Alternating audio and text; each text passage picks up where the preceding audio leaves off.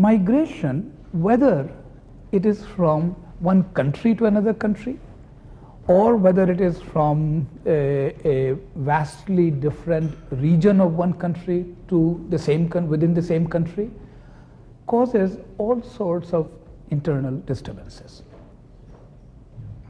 The early psychoanalysts who moved from Europe, mostly to England, Latin America, some to Canada, and to large proportions to the United States, never really wrote about it.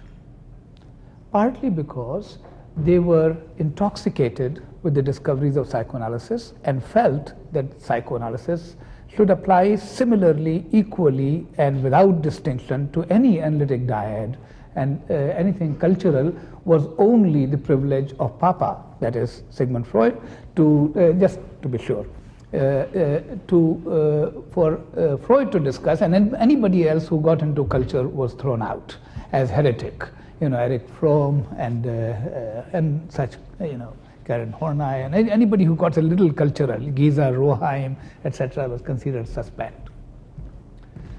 They also did not write about culture and cultural difference and the impact of migration on their mind, and therefore on the process, analytic process with their patients. One, because they were too intoxicated by the discovery of psychoanalysis. Second, because to point out that they were different from their patients would call attention to their being from a particular ethnic group. And it was that difference that had actually caused their departure and caused the horror and shame and pain and the persecution. And therefore they could not call attention to it. Thirdly, that there was no hope of going back anyway. So they had to stay put here. And therefore the pressure for adaptation was great. I think all these three forces led to a peculiar silence among the early European immigrant analysts to talk about immigration. It was only when the pain of immigration was relatively manageable that it became possible to mentalize it. Early papers began to appear. There's a paper by Gertrude Trico, there's a paper by Cesar Garza Guerrero from Mexico. There's early book originally actually 1969, and I think later translated in English later, of Grinberg and Grinberg's book on immigration and exile, and then my book in 1999 and such. But I have some bad news for you. The bad news is that we think that immigration is about losing family, losing brothers and sisters, uncles and aunts, good, pleasant neighbors and unpleasant neighbors and such. I have bad news. Immigration actually has relatively little to do with human beings. The shock and pain of immigration is not about losing human relationships. In fact, if you have a shy uncle, a schizoid cousin, and a sociopathic nephew, even if you move to Sydney, I can assure you within about 8 months, you'll have a shy person, a schizoid person, and a sociopathic person in your life.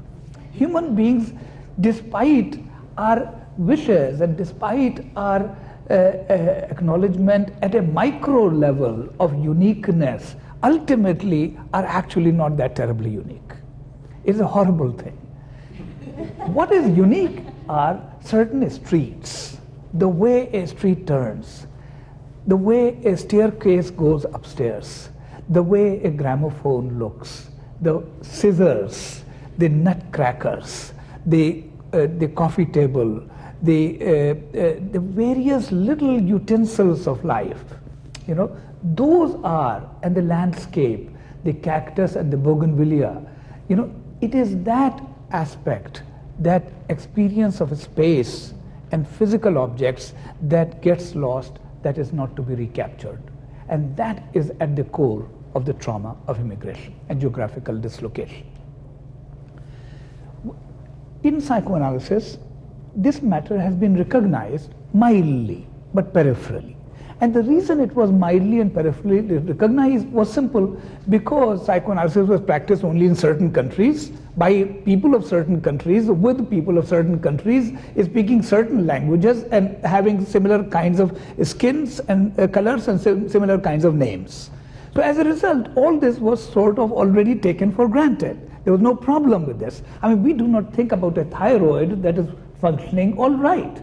Who cares about a thyroid, right? I mean, I haven't thought about my thyroid since I was born, and I'm 62 years of age. Do you see? We only think about thyroid when it goes haywire. Same thing is with the environment, physical environment. It wasn't paid attention to. Three concepts existed in psychoanalysis. One is called average expectable environment, which psychoanalysts in their diligence, which I say both lovingly and ironically and satirically, that in their diligence rapidly translated into meaning mommy and daddy. Average expectable environment. The fact is, average expectable environment also means a roof over one's head, food, place to sleep, water, such thing, street, school. These are also aspects of average expectable environment. An average expectable environment, Hartman says, is necessary for the psychic structure to grow and unfold. As classical a person, as David Rappaport has used a phrase, he says external environment and external objects provide the stimulus nutriment for the continuation, maintenance, and stability of psychic structure. Take the example of money. How much money do you think you can handle? I have thought about it. I think I can handle about 12 million in cash. I think 12 million because, you know, I'll give one to all 4 kids, that leaves 8. I'll give one to the institute and one to medical school. So now I've given away 6 out of the remaining 6 million she and I can spend and be happy. Do you see? 12, but suppose somebody gives me like $47 million in cash. Do you think how likely it is that my id, ego, superego, ego ideal, self-representation, object representations, object constancy will remain exactly the same? Of course not. Of course not. Same thing happens with abject poverty. When Katrina happened, there were 2 kinds of crimes that took place. Crimes of greed, when people stole plasma TV, but there were crimes of need, when people stole medications and food. Do you see? Psychic structure is dependent upon average expectable environment. We take it for granted because the average expectable environment of ours and patients is not so grossly changing, rapidly changing, or dramatically lacerated, and therefore it is taken for granted. But simply because it's taken for granted does not mean it does not matter. One. And obviously the immigrant, and especially the exile, has had a serious problem with average expectable environment, and therefore his psychic structure will be seriously destabilized. 2, the second concept in this realm is called reality constancy. So that besides self-constancy and besides object constancy, or preceding self and object constancy, there is something called reality constancy, meaning a baby learns that a tree does not become a dog, and a car does not turn into a cat. This does not happen. The fact of reality constancy not only establishes categories of physical objects, but also of their texture and their nature. So that what should a house look like? What is a house and what should a house look like? What are trees like and such also come in reality constancy. Alongside this is a third concept called waking screen, which in the paper that I've written, I have ignorantly attributed it to a particular author. Actually, I later found out that it was referred long time before by somebody else. By waking screen, we mean that the baby is taking in perceptual input inside and forming a substrate of perceptual expectation, from which background the baby will then scan the environment, that is this thing familiar or unfamiliar. We see it in stranger anxiety at 8 months most clearly, but that's only about the mother. This thing is about everything. So that the level of noise, the skin color of people around, the height of people around, the density of population, the landscape, the big and small animals of the land, the noise level, the thunder, the mountains of flat lands and rivers and oceans and rain, all this forms a waking screen from which we assess things. For instance, I think both of us will agree that a 2 feet tall 42-year-old man is a short man, right? And we will agree that a 9.5 feet tall 37-year-old woman is a tall woman. That much we agree. So, of course, the waking screen has its own containing limits. But what actually is a tall man? And where does tallness begin and where does shortness begin? That, I think, depends on the waking screen. Also, what is a fair skin and what is a dark skin? How much fairness is fair and how much darkness is dark? Or, to bring more familiar example, what is overcrowding? Now, do you see, this is a very interesting thing because English is the language of the Western people. Therefore, there's a phrase called overcrowding. If English was the language of Indian people originally, now of course it's our language, but if it was originally our language, there would also be a phrase called undercrowding. I mean, I came to Charlottesville, Virginia, Thomas Jefferson's home, for study when I came some 34 years ago to this country.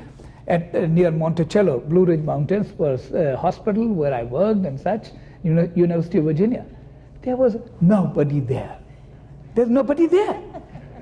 And you say, I thought the first day I arrived that some president has died or something. It was like a national mourning. There's nobody there. It's totally freaky. Do you see? Now you land up in New Delhi or Bombay airport, you'll be shocked as to how many people are there. Do you see? Similarly, I was shocked how few people are there. Right? Okay. Same thing applies to degree of noise. What is the amount of noise and sound, you see, that is normal? Now in restaurant guides they say 72 decibel is the right amount of sound. Who has figured this out? And how does he know, right? At which restaurants he has been and which restaurants he has not been. So that I think these matters create the waking screen. Sound, population, vegetation, landscape. A person who moves from Omaha to Maine finds the place too, up and down. A person who moves from a mountainous area to a flat land finds the place too flat, right? There's no such thing as too flat or too up and down. Or, these are references to an original presumption of perception. These three things combined give rise to a perceptual set from which we approach this world. And this perceptual set is badly lacerated in the situation of immigration and exile. Many disturbances happen. First, the figure-ground relationship gets changed. So that the best way of telling this is that when from age 0 to 26, I was living in India, I want you to know it very clearly and understand it very clearly. I was not living in India. I was just living. This idea that I was living in India is a product of not living in India. When I was living in India, I was just living. I'm living in the United States. Mr. George Bush is not living in the United States. I don't know where the hell he's living. But that's a different matter. Do you see? So that is the situation. That the figure-ground relationship gets changed. Your relationship with the environment. I remember the first day I came, I was aware 24 hours that I was in USA. 24 hours, 60 minutes. Then it shrinks. It shrinks in time and shrinks in intensity. And there are times that I don't think that I'm living in USA. I'm just living most of the time. But by God, it is always there. At a slow, subtle, cumulative level, it's always there in the preconscious and can be readily evoked. And that is a cumulative trauma on the ego, which, like a leaking faucet, cause strain on the immigrant and exile's ego. Another thing that happens is that in early infancy there is synesthesia. one sensation can be replaced by another sensation, mixed up, etc. We see it in dreams, color replacing sound, sound replacing touch, etc., etc. There's synesthesia, and then with further ego growth, there's sensory compartmentalization. A person who's growing up within a normal, average, expectable environment can cross and recross these ambiguous areas between synesthesia and sensory compartmentalization, which is the foundation of the creation of metaphor. And therefore, one of the major problems with early immigration is the loss of metaphor. Incapacity to write poetry and enjoy poetry in a foreign language, incapacity to create jokes, spontaneous wit in a foreign language, and such. And therefore, a certain kind of literalness which causes a linguistic regression in the mind, and a split off existence of the more richer connection with the mother tongue, and therefore out of loss as well as out of reality of richness and idealization of the mother tongue. That's another problem that happens. Yet another problem is about time. Now, time is an interesting thing. I think there are different kinds of times. One is God's time and one is man's time, and those are not same things. See, God's time are like morning, evening, dusk, dawn, winter, summer. These are God's times. Man's time is Thursday at 8:45, May 7th at 2 p.m. These are man's time. These are not made up by God, for God's sake. Think about this. What year is this? We very proudly say, we can interview a psychotic person in the emergency room, "Sir, do you know what year is this?" The guy says 2008, and we are relieved. But 2008 according to whom? Who made this up and why? This is all a conspiracy. Please understand, the Jewish calendar does not say it's 2008.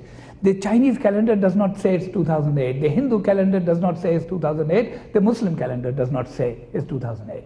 It is some people's power and conspiracy that they have deluded us into thinking it's 2008, and we are gladly going around thinking it's 2008. First of all, there is no such thing as 2008. And secondly, if there are numbers, certainly this is just one among many numbers. This is not a fact. There's no such thing as January. Please forget it. You see? These are made up things. What actually ended up happening was the following. That God made a liquid called time, and he dug up a piece of land and poured that liquid. And at night, when night fell, some people, white people, crept up on that lake with some buckets, and they stole some of God's liquid. And they found something called ice trays. And one had 12 of things, and they froze it, and they call it January, February. They made it in blocks. And then another one they made like 24, they call hours. Then they made up various kind of frozen cubes. And then they started selling these cubes. They said, if we give this guy 2 cubes, he can work for us and make 2 bicycles. And if we get 8 cubes to 5 people, they'll make 6 bicycles, which we can sell and make money. And gradually, with the industrialization and the domination of industry and factory, time became a unit of measuring money. And the phrase time is money became.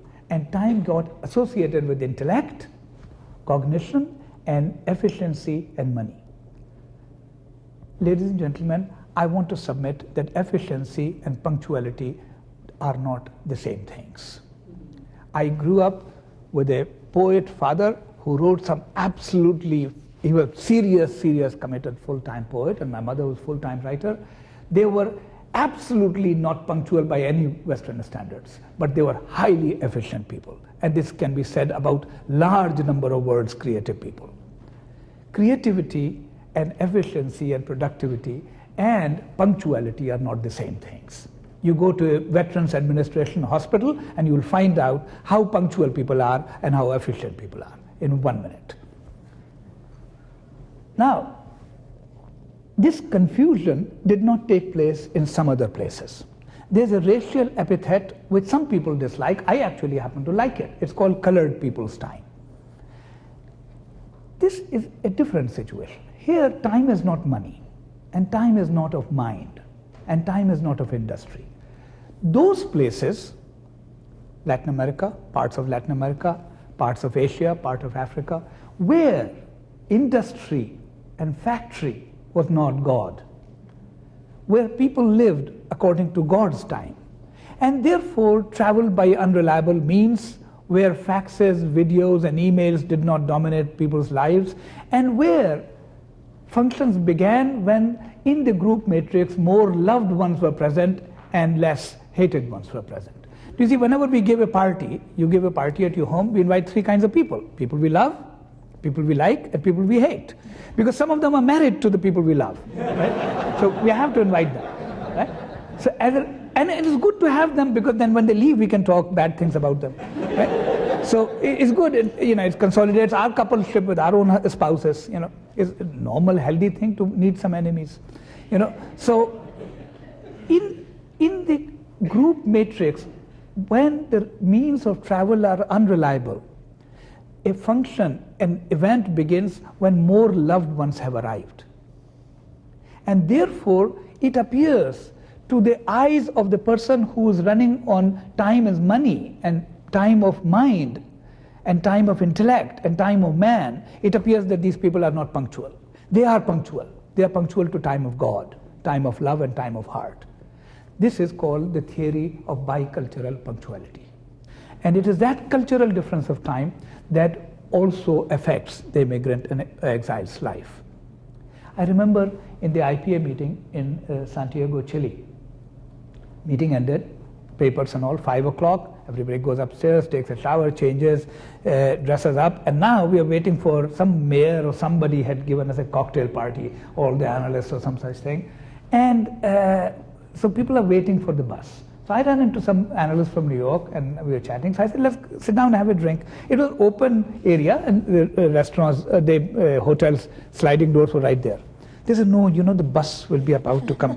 I said, look, the bus is not coming. They said, the buses will be here at 6. I said, no, I know it. The bus will not be here at 6. And even if it is here at 6, there'll be another bus. What is the hurry? I mean, you're going to a party, you're not going to like a board exam or getting a colonoscopy or something. I mean, what is this dread about this? Let's sit down, have a chat, and we'll go. But these people are so anxious that they'll miss the bus. I didn't get it. And obviously the bus didn't come till 6:25, 6:30. The word 6 was there. That is about enough, right? This is a different kind of situation, and we have to understand this situation. And I'll come to its technical relevance later on. These kinds of ruptures of language, of figure-ground relationship, of metaphor and time create a profound disturbance in the mind, which may not appear gross and grotesque, but certainly is always present in the mind of the immigrant and the exile. The fact that losses happen, such as the loss of familiar ecological surround, the fact that the mountains, rivers, the animals, and all these things disappear, loss of familiar ecological surround, the immigrant keeps looking for the kind of place to live where the place looks like the first home, etc. Like, I grew up in a country where mailboxes were red. I live in a country where mailboxes are blue. A blue mailbox doesn't do anything to me. And I now willy-nilly mail things in the blue mailbox. But it doesn't make me happy. And I have a slight mistrust of the blue mailbox. But when I go to Bermuda, or if I go to England and I see a red mailbox, I feel so happy. It just makes me feel at home. And it is that feeling of happiness at looking at a red mailbox in London or bougainvilleas in Hawaii that then paradoxically informs me what was missing from my experience when I was living in Philadelphia. So I was sitting in Tokyo in a meeting, and I was talking to some people, and I told this story, and the guy said, slightly embarrassed, well, we have the mailboxes that are yellow. That totally freaked me out. And then suddenly I started liking the blue mailboxes better. So that there are layers and layers of loss and reconstitution and such. Now, the familiar ecological surround is lost.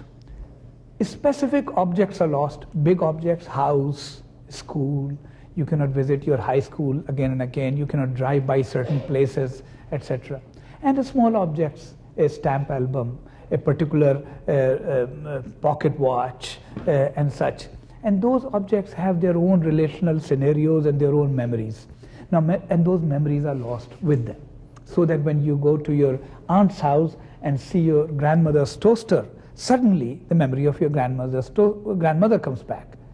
That toaster contains something of you in it, because when you look at the toaster looks at you also, you know, and it cannot be evoked without the presence of that toaster. So when I come across a red mailbox, all kinds of memories come back to me. Where was the first mailbox I saw? Who did I used to write letters? Did that person respond to my letters? What was the name of the building where their mailbox was hung? And who was the woman who was living there whose nose had been cut off by her jealous husband? All kind of stuff comes pouring out. Do you see? Which cannot, a blue mailbox has no evocative capacity for such memories, right? Now, also another thing happens in immigration and exile is that man's relationship with animals changes. People who have grown up in societies where animals are day-to-day part of life. And then they move to a society where the animals do not pretty much exist unless you have a pet or you go to the zoo. It's perfectly possible in large cities in Western culture, New York, that you wake up on Monday morning and go to sleep on Friday evening and you have not seen an animal. Is that something normal? I don't know. I mean, I remember when I came to this country, USA, some 34 years ago, people would ask me sometimes, are there cows on the street of India? And I used to get embarrassed and mumble something inaudible and neurotic.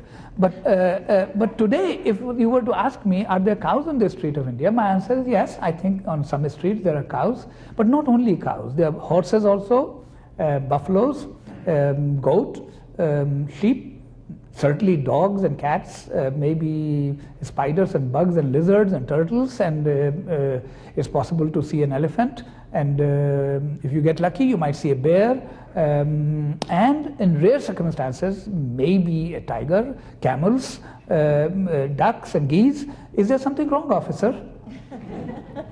I mean, think about this. I live in an affluent suburb and a nice big house. I come out of my house, I stand on this beautiful street. I can stand there for 45 minutes and not one human being walks on that street. And my heart sinks. What was this street made for? So, I mean, which is weirder thing? A gorgeous street which human beings don't use for walking, or a cow on a street? Do you see? It depends on whose weirdness we are going to call weirdness. And that is again back to the perceptual expectation. The fact is that each thing, each attire, each dress, each way of wearing, you know, clothes and eating are evolved from long historical, ecological, geographical, religious, topographical considerations. Nothing is inherently superior than another thing. These traumas then are defended by the immigrant, who gets on one side pain and on the other side anxious by various measures. The following 5 measures are adopted. First, a fantasy of repudiation, an attitude of repudiation, so that the immigrant keeps feeling that I'm actually not here. I'm like here, but not really. This attitude is most marked, is present on all immigrants, among immigrants from Israel, because going to Israel is a noble thing for Jews, and leaving Israel is not so noble thing. And therefore it is more laden with all kind of anxiety and guilt. And therefore this sensory repudiation and sensory denial of being here is very, very marked in Israeli immigrants, who act as if they are not really here. They are here actually, but they feel as if they are not really here. So that kind of phenomena, a repudiation phenomena. The second is the fantasy of return. And that is that I'm here for a little while, but then I'll go back. And this going back fantasy can keep getting postponed. You know, I'll go back when my children begin walking, talking, when they stop talking, when they finish high school, when they go to college, when they marry, when they have children, and you know, and then ultimately it goes back to the fantasy of burial. That when I die, I want to be buried in my land. Now, this is created a very big problem, because where do human beings who are buried want to be buried? In places where their parents are buried and where their children can come and quotes visit them. But for the immigrant, the parents are buried in one land and children are another land. And therefore, one determinant, and there's another determinant also, one determinant, this is a determinant of why cremation is increasing. Because in cremation, it is possible to distribute oneself in different places. And there's a rapid increase, especially in the United States, in the rate of cremation versus burial. Because in burial, you are stuck. You are just one place, and you're not going anywhere, right? So, and either you can be close to mommy and daddy, or son and daughter. You'll have to make a choice, and it's a bloody choice that nobody wants to make. So it says, burn me, send me half here, send me half there. Now, of course, Margaret Mahler achieved this thing very swiftly. She got cremated, like her mother, in the concentration camp, was burned, poor woman, and then she got buried next to her father. So she did symbiosis and Oedipus complex in one deal. So that was just unbelievable stuff. Now, so one is the fantasy of repudiation. I'm not really here. Second is the fantasy of return. I'll go back. Third is the fantasy of replication. All right, I'm not going back, but I'll make my own country right here. So the little India, little China, Chinatown, little Russia, and the home becomes a shrine for the immigrant. And so many cultural artifacts, especially in early immigration, you know, that one would not have. I mean, I have so many Indian stuff in my house that if I were living in India, I would perhaps have Rita Hayworth or something, yeah, rather than Ganesha. I mean, there's no reason to have pictures of gods when you're living in India. There's God everywhere, God and tuberculosis. That thing we have plenty, you know. But otherwise, you see, this becomes a way of denying the loss, minimizing the laceration of the self, etc. So repudiation, return, replication, and then fantasied reunion, pangs of nostalgia, in which the immigrant regresses into thinking that his earlier home, whether it is Iran, Philippines, Japan, Poland, Hungary, Sao Paulo, or Bombay, was so wonderful. The fact is, if it was so wonderful, then what are you doing here? Right? Obviously, it was not wonderful, but it can be created in the mind. And this Sigmund Freud wonderfully said in his Mourning and Melancholia paper, and lost object is an idealized object. So that when you take somebody of my age to their high school or even to their university or medical school, they say, well, the school has gone to dogs. I have news for you. It's not the school that has gone to dogs, you have gone to dogs. Young people are still having as much fun there. It's you who's unable to now have as much fun, etc. You have changed. So this is nostalgic situation, reunion. And the return causes a wound, the wound of return. Because when you go there, you were A and place was B. When you go there, you were A1 and the place is B1. So you never find what you were looking for, and it causes a serious disturbance. Finally, repudiation, replication, return, reunion, finally the healthier defense of reparation, and which is where the immigrant becomes aware that it was I who left. It was I who created this attack on my good internal object, and therefore I have to now fix it somehow. And there comes then the role of philanthropy, there comes the role of altruism, and there comes the role of creativity. And identification with an idealized fertility of one's motherland then gives rise to the fertile mind, and so on and so forth. Now, within the clinical situation, when a patient of this sort comes, what we have to do is the following. First, we notice that some of these people take a greater time in settling in physically in the office. So they touch the couch, their hand moves on the fabric of the couch again and again.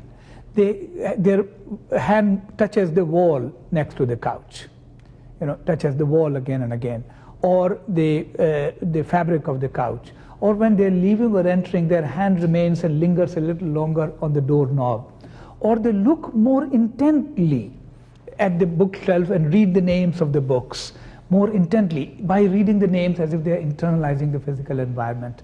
Sometimes it always happens, it can also happen that analysis goes on 2 years, and 2 years later the patient reveals that the patient had selected you as an analyst not because you had said something very smart or something very kind, but because the lamp you had in your office was just so nice, you know.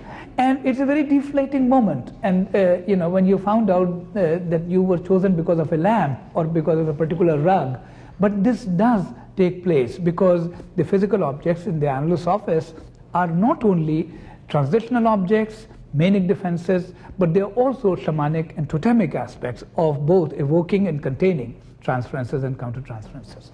And therefore, this kind of thing, physical settling in, these are also patients who bring pictures more often, bring books and diaries more often, give gifts more often, and borrow, which is a way of their saying they want to take it, but there's a compromise formation, borrowing thing. Can I borrow this newspaper from your magazine, from your waiting room? That's a compromise between wish to take and anxiety about taking. But they want to be given things, physical things. This is very, very characteristic of these people. And to merely consider it that they are not culturally sophisticated and therefore they don't know that they shouldn't take away the magazines from there is very superficial understanding. Underneath that is the trauma of loss and a wish to restore the physical environment somehow by taking aspects, just like they bring things from China or Japan or Iran or India, same way they want to take things from your office into their home, etc., to mend that split and such.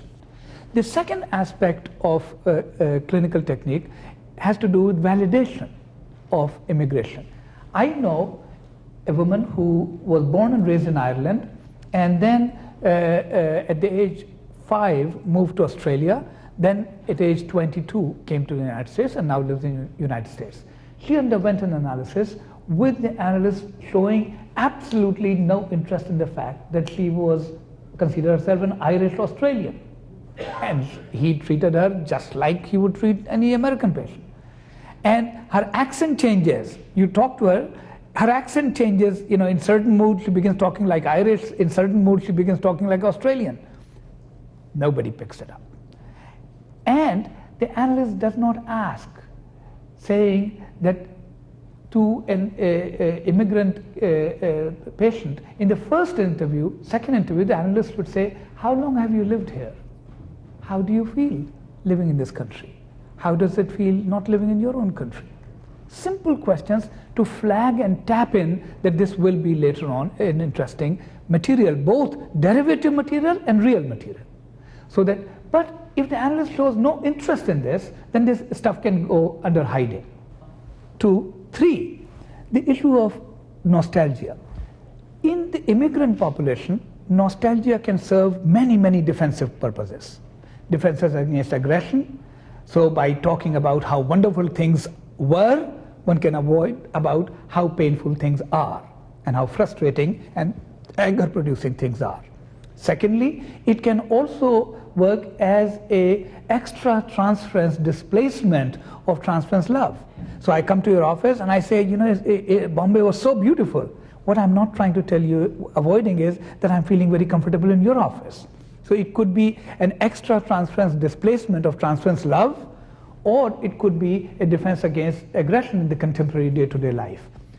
All these functions, defensive functions of nostalgia, have to be explored and analyzed in the analysis of an immigrant. But with first the permission and ample space provided empathically for the immigrant to elaborate on the nostalgia. So, for example, if I'm lying on your couch and I say, you know, there's this place called Mount Mary Road in Bombay. It's so beautiful. So you have to ask, tell me, can you describe it to me a little bit more? What is so beautiful about it? I'm interested in knowing about it. And where exactly in Bombay is this? Or something. So you are interested in the phenomena and you're establishing a common language. Then there's no hurry. See, when I was growing up, there was a phrase, slightly sexist, but in essence, accurate. It says psychoanalysis is not a profession for a young man in a hurry. Same thing, that there's no hurry, it'll come back, it'll come back. But if we help it elaborate, then only when it's become mutual property and mutual language, then it'll be easier to analyze its defensive functions. Conversely, in the exile, there's no nostalgia.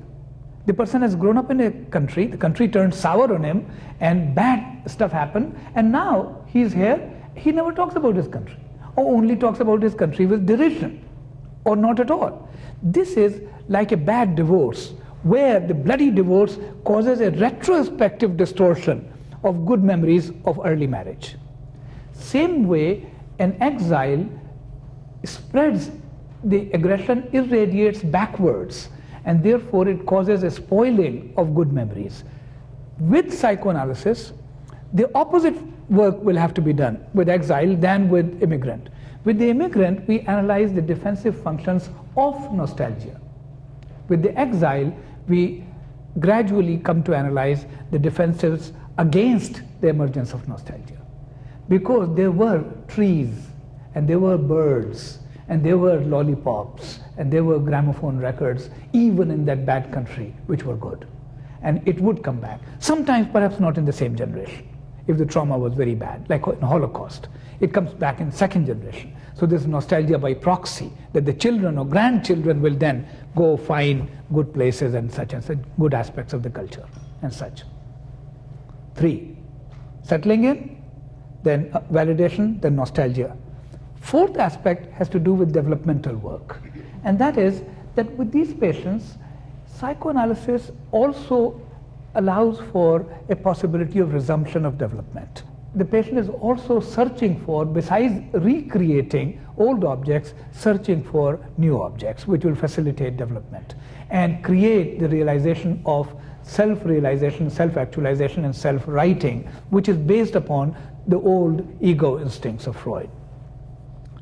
So if that is the case, then a certain kind of developmental work is inherent in psychoanalysis. And by developmental work, we mean a certain attitude that development is lifelong, that human beings can change lifelong, that we have to maintain optimism when the patient cannot maintain optimism, that we have to sometimes provide words for when the patient does not have the correct words. Especially when we know that this absence of words is not based on a defense, but genuine absence and such, and genuine ignorances, which are not ignorances based upon defensive repudiations and denials and inhibitions and such, then the analyst has to step in and provide judicious amounts of factual knowledge and such. These kinds of activities are also important. Finally, is the issue of non-human transferences. This is a kind of a little spooky issue. Just the way when a child grows, the child has a relationship with mommy and daddy, and uncle and aunt, and brother and sister, and grandparents. The child also has a relationship with his crib, with the crib mobile, with his pacifier, with his walker, with his tricycle, with his bicycle, with his home, with the tree in the backyard, with the swing set, and such, and the street, and the kindergarten toys, and the kindergarten bus, and the school building, and the little bathroom in the school, and red chairs on which he sat when he was 5 years old, and so on and so forth. These things are also the part of child, and they are also a psychological furniture of the intrapsychic world. Within psychoanalysis, the temptation is to always view people's recollection of chairs, tables, gramophones, staircases, lollipops, and pacifiers as fundamentally displaced objects from human relationships, symbolic aspects of human relationships and such. And certainly they are, most of the times. However, I submit that man has a separate relationship with inanimate world also, which is not only symbolic of the mother and father and brother and sister and so on. For example, there's such a thing called rain, and we have feelings about rain. There's such a thing called moon. There's such a, we have feelings about moon. Certain cultures have more feelings about moon than certain other cultures have, and such. There are feelings about clouds. I remember when I came from India, now a rainy day is a beautiful day. When it's raining, it's gorgeous. You know? So I came to USA and it'll be raining and people say, what a lousy day. And I would first not understand, then I gradually started to lie. And I would say, yeah, horrible, while in my heart saying, how beautiful.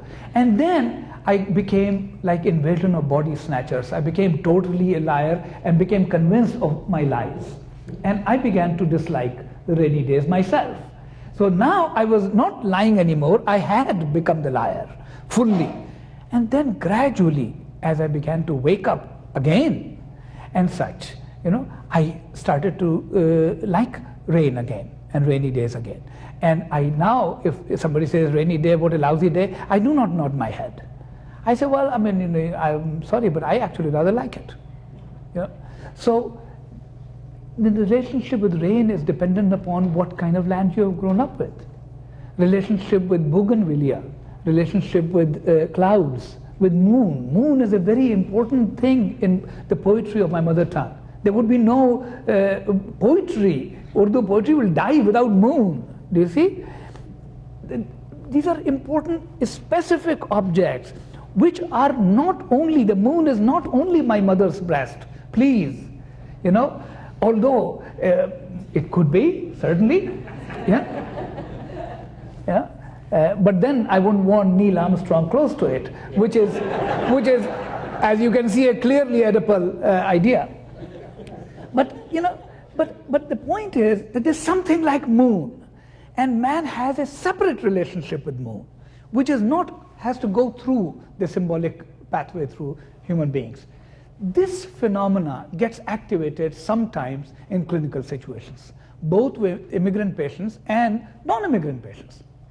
First is a patient who had moved from a European country to another European country, and then from European country to Israel, and then long living in Israel to USA. She was in analysis with me. She was an only child, and the father was a very well-meaning man, but very busy and industrious. The mother was hypochondriacal and depressed. The child was lonely because a couple of migrations had shaken her up. The father was very nice to her and had bought her a dog. She wanted a dog, and the father had bought her a dog. She had a very, very intimate relationship with the dog, and the dog had to be left and died, and then she, just around the time she had moved to this country. In the analysis, from time to time, there are all kinds of things she will talk about, of course, but one particular reference will emerge, and that was about my brown eyes. And I gradually began to, my big brown eyes. And I sort of liked it. I thought that, I mean, maybe I look like Brad Pitt or something. For a while, I sort of enjoyed it. But gradually I began to realize that I didn't have big brown eyes. And that made me gradually aware that she was talking about the dog. She was not talking about me. While she would talk about me, so to speak, she says, you know, I want to not lie down. I want to sit up and look in your big brown eyes or some such thing. She wasn't talking about me. She was talking about the dog. It took me some realization. You see? So there are non-human transferences this way. Another situation is to a patient whom I told that I would be leaving for 4 days on a short notice, who got extremely hurt. I found myself saying the following. I said, you know, it seems to me that you feel that you are a fish, and I'm like an ocean, and you have been swimming easily in me, and suddenly this news of this 3-day break came like a rock, and you hit it, and it hurt you very badly. Retrospectively, I thought, why did I come up with this analogy? You know, where there's fish, rock, and ocean, no human being. Because these experiences, countertransferentially read, were not related to me as a human being, but to the ambiance of our togetherness. So here, Winnicott's idea is put upside down on its head. Winnicott proposes a concept called mother as an environment. He says mother as an object of desire, affectionate, lustful, aggressive, hostile, whatever. Mother as an object versus mother as a subjective experience in which the objects can be found. So he proposes mother as an environment. I am proposing environment as mother. And that is also possible. I think that that is also possible, that environment itself can work as a mother. And that allows for certain non-human experiences and transferences and countertransferences. Now, to summarize and conclude, what I have said today is the following: that immigration involves certainly loss of relationships, but relationships can be mended bit by bit and new objects can be found. What is harder to find for the immigrant is loss of physical surround, ecological surround, and familiar physical objects. And then loss of objects and big and small animals and landscape and encounter with new utensils of living creates disorienting anxieties and pain of mourning. This mourning is associated with a disturbance in figure and ground relationship, loss of metaphor, and also disturbances in sense of time and language, which is then defended by repudiation, replication, return, and reparative fantasies.